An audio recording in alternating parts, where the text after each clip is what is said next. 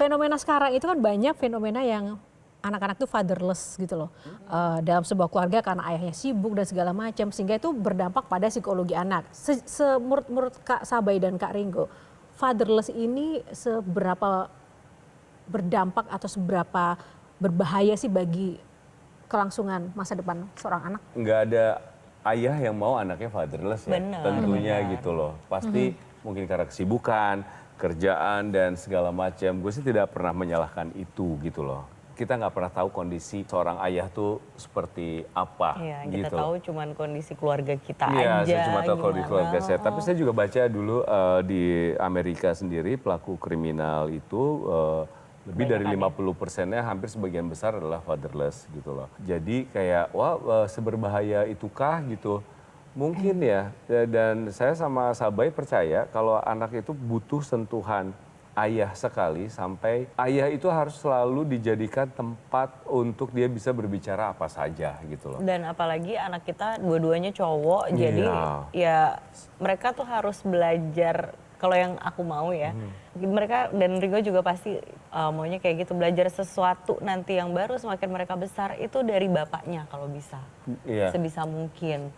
Mungkin dari ya hal simpel nyukur kumis. Apa sih tanggapan adik-adik anak-anak di rumah ketika melihat justru pekerjaan laki-laki itu cenderung dikerjakan oleh ibunya? Ini menarik karena kalau dari saya. Jadi kan saya takut kalau anak saya pengen sekali anak saya memperlakukan perempuan itu secara benar.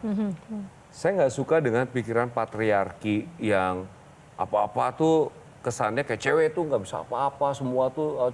Nah, saya pengen anak saya, kamu cukup melihat bapak kamu, lihat bagaimana saya memperlakukan istri saya memperlakukan ibu kamu sehari-hari. Semua yang kamu lihat itu bercanda dan segala macam itu tidak ada yang merendahkan ibu kamu. Saya berharap anak saya tidak ada yang merendahkan dan memperlakukan perempuan nantinya atau ngegampangin perempuan ketika sekolah. Anak cewek, saya nggak mau kayak gitu loh. Terus kalau soal ngomong fatherless, mungkin salah satu ketakutan saya adalah saya takut sekali ketika anak saya nanti tidak merasa bapaknya hadir gitu.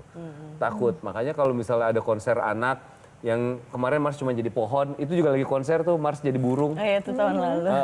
Saya harus hadir, saya udah bilang sama, saya tidak bisa mengambil kerjaan yang anak saya ada konsernya. Acara-acara sekolah, sebisa mungkin dia pasti datang. Kalau nggak ngapa-ngapain juga antar jemput anak sekolah, basket, dan apapun. setahun tuh sekarang mungkin setahun kalau film 1 atau 2 maksimal ya.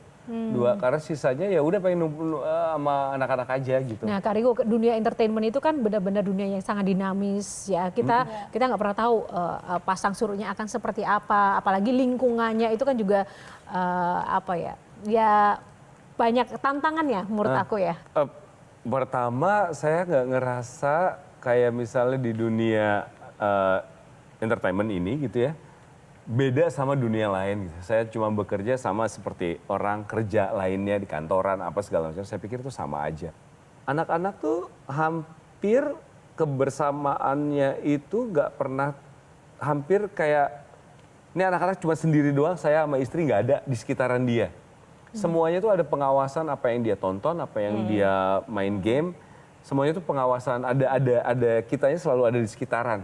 Kalau misalnya gimana cara menjaga, sebetulnya ya saya bukan ahlinya gitu, tapi kalau saya sama Sabai sendiri, ya pada umurnya nanti mereka akan tahu sendiri. Kayak kenapa saya udah ngomong pornografi, anak saya kelas 4 SD. Saya dulu tahu pornografi itu dulu, saya lupa, 6 SD atau 1 SMP. Dengan era sekarang, saya rasa anak saya akan lebih cepat dapat pornografi nantinya. Entah dari mana ya, aksesnya akan lebih cepat.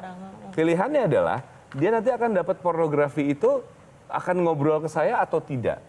Tapi sekarang tuh saya kemarin udah sering baca-baca, nanya-nanya ke orang yang lebih paham. Kita udah ngomong yang mana meja makan untuk perkenalan. Pornografi diciptakan memang untuk merusak otak laki-laki.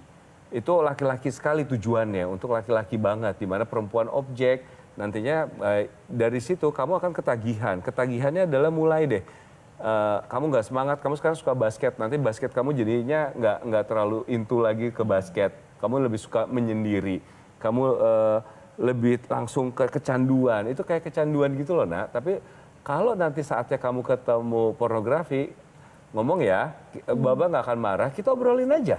kita obrolin aja, Baba cuman nggak pengen jadinya rusak gitu nak kamunya, jadinya kayak misalnya horor, banyak orang takut sama film horor kan, kayak apa saya selalu bilang kayak gitu, karena kan kamu tahu sendiri horornya setannya bohong-bohongan, di make up. Baba pernah syuting horor, kadang-kadang makan siang Baba makan sama pocongnya bareng sebelahan.